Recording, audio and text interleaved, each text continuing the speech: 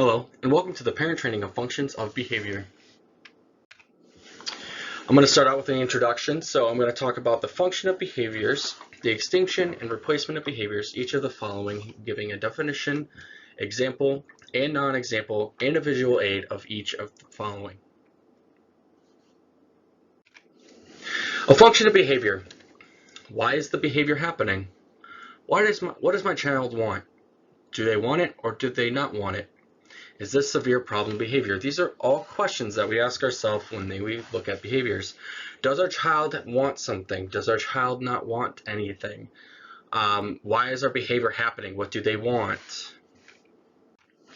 And a function of behavior is defined as the attention from others, the access to objects or people, escape from some form of demand or activity, and sensory stimulation from outside environments. Some examples of these are attention. Some students may misbehave in order to gain attention from others. An example is Jimmy throws a pencil at a teacher in order to for the teacher to come and talk to him, or come to him or talk to him. Access. This can also be known as a tangible function of behavior. Students misbehave in order to have access to objects, activities, or events around them. An example of this would be Jimmy complains someone has an object for so long and they gain that object from that adult leader. An escape. A student misbehaves in order to get out of or away from something, and this can be a demand.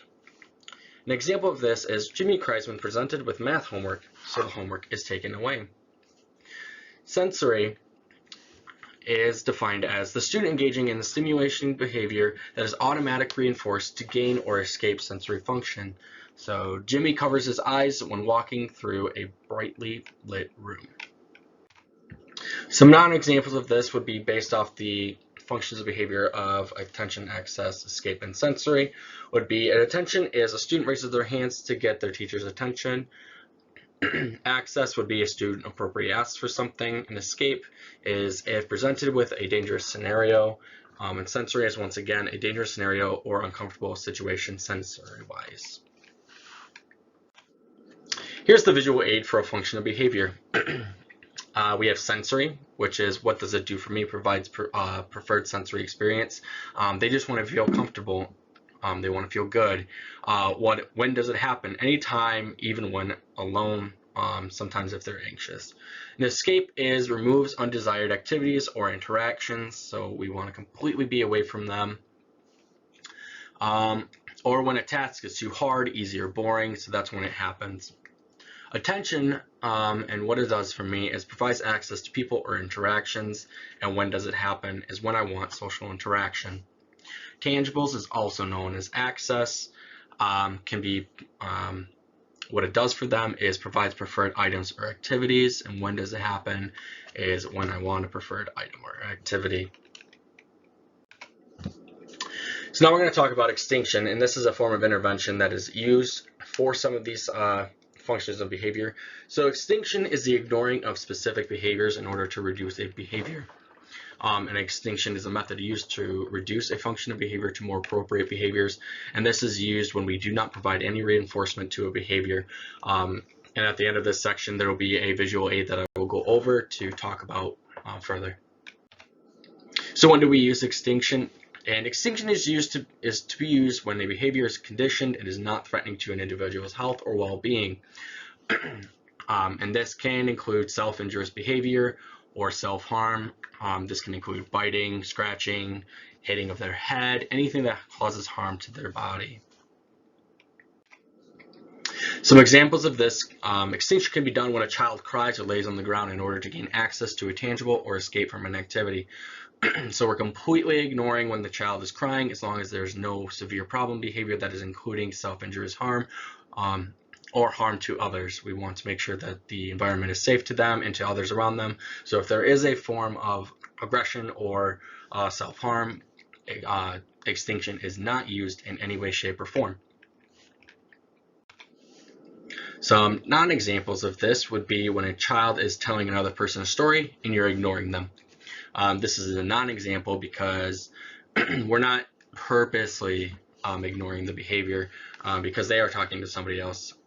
We can still hear them, we're just not listening to them. And here's the visual aid for extinction.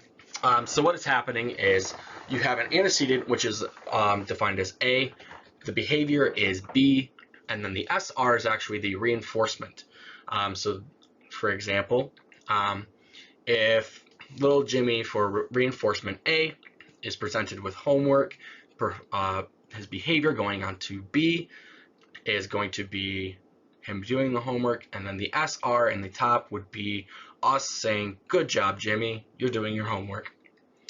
For the extinction section, this would be A, the antecedent of giving Jimmy his homework, B, his behavior of crying on the floor, and then going to reinforcement, we are not reinforcement, hence the X on the SR, just saying we are not giving him any reinforcement, we're just ignoring him as long as the environment is safe and there's no aggression. Replacement behaviors.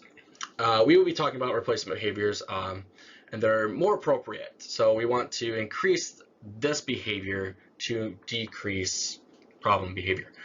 So replacement behaviors do not increase problem behavior, as they are going to be replacing those problem behaviors.